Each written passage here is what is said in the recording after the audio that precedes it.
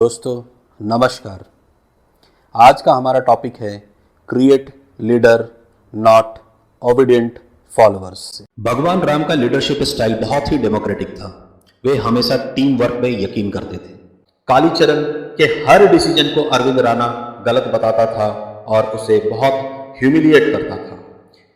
परिणाम स्वरूप यह हुआ कि कालीचरण डिसीजन लेना ही बंद कर देता है और अपने आप को यस बॉस राइट बॉस वाली कैटेगरी में शिफ्ट कर लेता है। दोस्तों नमस्कार। आज का हमारा टॉपिक है create leader not obedient followers. दोस्तों अगर हम अपने ऑर्गेनाइजेशन में ज़्यादा से ज़्यादा लीडर क्रिएट करते हैं तो ये हमारे ऑर्गेनाइजेशन को इनोवेटिव, क्रिएटिव और कॉम्पिटिटिव बना देता है। आइए इसे हम और अच्छे तरीके से समझते हैं भगवान राम के लीडरशिप एग्जाम्पल से। भगवान राम का लीडरशिप स्टाइल बहुत ही डेमोक्रेटिक था। वे हमेशा टीम वर्क में यकीन करते थे। भगवान राम को अपने टीम मेंबर की कैपेबिलिटीज पर पूरा भरोसा था। वे अपने टीम मेंबर की क्षमता और नॉलेज के हिसाब से ही टीम मेंबर को कार्य डेलीगेट करते थे। भगवान राम हनुमान जी की क्षमता को बहुत अच्छे से जानते थे, इसीलिए उन्होंने माता सीता का पता लगाने के लिए हनुमान जी को लंका भेजना उचित समझा। उन्हें पूर्ण विश्वास था कि हनुमान जी उन्हें कभी निराश नहीं करेंगे और हनुमान जी ने ऐसा ही किया। हनुमान जी लंका जाते हैं और सीता माता का पता भी लगाते हैं, लेकिन जब रावण उन्हें गिरफ्तार करके उनके पूंछ में आग लगा देता है तो हनुमान जी पूरी लंका जला देते हैं। लंका से लौटकर हनुमान जी जब आते हैं तो प्रभु श्री राम उन्हें गले से हृदय से लगा लेते हैं। भगवान राम मोरल और एथिक्स को किसी भी कीमत में और किसी भी परिस्थिति में कॉम्प्रोमाइज नहीं करते हैं। इसके बावजूद भी वो हनुमान जी को इसलिए कभी भी क्वेश्चन नहीं करते कि उन्होंने लंका क्यों जलाया, वो लंका किसके परमिशन से जलाते हैं, लंका जलाने के पहले क्या वो कॉम्पिटेंट अथॉरिटी का परमिशन लेते हैं, और उन्होंने कभी भी इस कार्य के लिए हनुमान जी के अगेंस्ट में कोई डिसिप्लिनरी एक्शन नहीं लिया।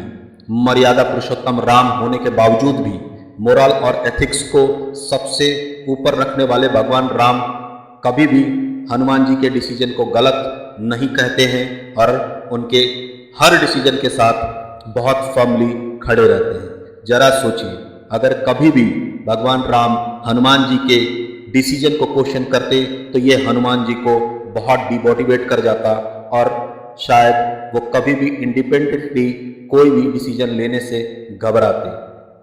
याद कीजिए, युद्ध के मैदान में जब भगवान लक्ष्मण घायल हो जाते हैं तो हनुमान जी तुरंत ये डिसीजन लेते हैं कि उन्हें किसी भी कीमत पे वक्त रहते संजीवनी बूटी लेकर आना ही होगा। इसके लिए वो तुरंत ही हिमालय की ओर प्रस्थान कर जाते हैं और पूरा पर्वत लेकर आते हैं ताकि लक्ष्मण जी का समय रहते इलाज किया जा सके।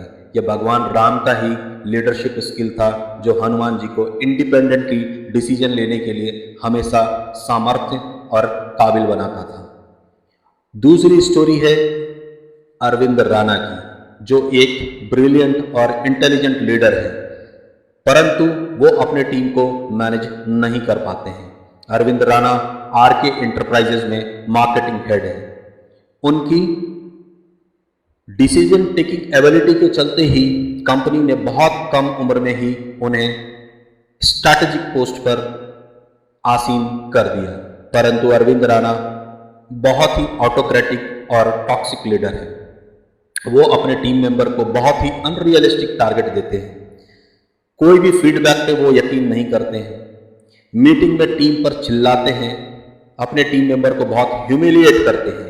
काम से ज़्यादा हायरार्की फॉलो करने में यकीन करते हैं। माइक्रो मॉनिटरिंग पर वो ज़्यादा यकीन रखते हैं। कालीचरण अरविंद के टीम में एक टीम मेंबर है जो कि अरविंद राणा को डायरेक्ट रिपोर्ट करता है। कालीचरण बहुत ही डिसेंट एम्प्लॉई है। वो अपने टीम मेंबर के लिए बहुत सारा इनिशिएटिव लेना चाहता है, परंतु उसका बॉस अरविंद राणा उसे ऐसा करने से हमेशा मना कर देता है। कालीचरण सेल्स बूस्ट करने के लिए हमेशा कुछ नया नया कॉन्टेस्ट लॉन्च करना चाहता है, परंतु उसका बॉस अरविंद राणा यह कहकर रिजेक्ट कर देता है उसके आइडिया को कि टारगेट अचीव करना एम्प्लॉय की रिस्पॉन्सिबिलिटी है, उसके लिए उन्हें सैलरी दी जाती है, इसीलिए टारगेट अचीव करने के लिए कोई कॉन्टेस्ट लाने की कोई ज़रूरत नहीं है। अगर कालीचरण किसी को लीव दे देता तो अरविंद राणा बहुत गुस्सा करता था। कालीचरण के हर डिसीजन को अरविंद राणा गलत बताता था और उसे बहुत ह्यूमिलिएट करता था। परिणाम स्वरूप यह हुआ कि कालीचरण डिसीजन लेना ही बंद कर देता है और अपने आप को यस बॉस राइट बॉस वाली कैटेगरी में शिफ्ट कर लेता है। वो अपने बॉस अरविंद राणा के हर डिसीजन को मानना शुरू कर देता है और अपने तरफ से कोई भी इनिशिएटिव लेना बंद कर देता है। कालीचरण जो एक लीडर बन सकता था, महज अपने बॉस के टॉक्सिक लीडरशिप क्वालिटी के चलते एक ओबीडिएंट फॉलोअर बनकर रह जाता है।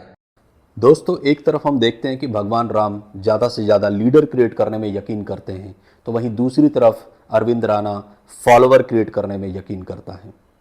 दोस्तों, अगर ऑर्गेनाइजेशन में ज़्यादा से ज़्यादा लीडर क्रिएट किया जाए तो यह ऑर्गेनाइजेशन के ग्रोथ पर बहुत सिग्निफिकेंट इम्पैक्ट डालता है। ऐसे ऑर्गेनाइजेशंस में इनोवेशंस और क्रिएटिविटी बढ़ जाती है, एम्प्लॉय आउट ऑफ बॉक्स सोचना स्टार्ट कर देता है, वो नए नए आइडियाज़ जनरेट करने लगता है।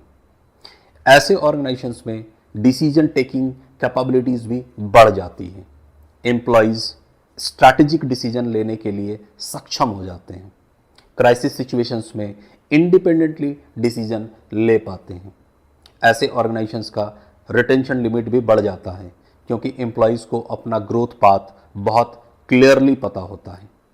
ऐसे ऑर्गेनाइजेशंस में कभी भी लीडरशिप क्राइसिस नहीं होती है, एक स्ट्रॉन्ग लीडरशिप कैपेबिलिटीज़ हमेशा डेवलप होते रहती है।